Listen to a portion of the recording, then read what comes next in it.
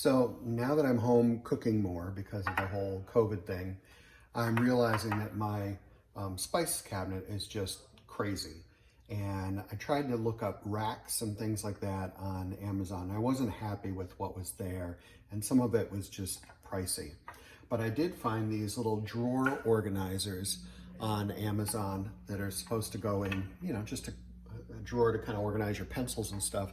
But it's also the right size to kind of create a little shelf for your spices. So most of my spices are about in this size.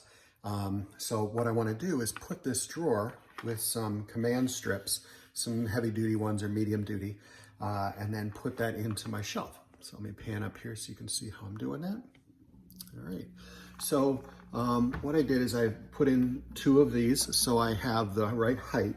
I know I want this shelf to go in at least that tall, so I know I can get my spices in and out.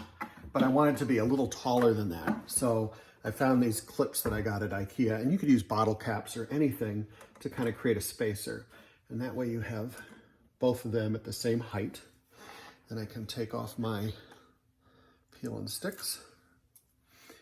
And because these are Velcro, essentially, you don't have to worry about the little ends kind of sticking outside so you can pull it down at some point. I may never move these, but because it's Velcro, I can pull it off and then pull off the command strips.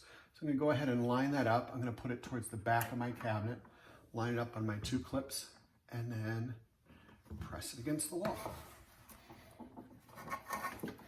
And then now it's even, it's level, and there's space now to put in my spices.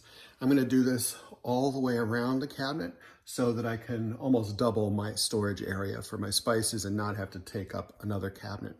Hope that's helpful. Go ahead and subscribe and like, maybe even comment, and then share this with other people. Thank you very much and have a great day.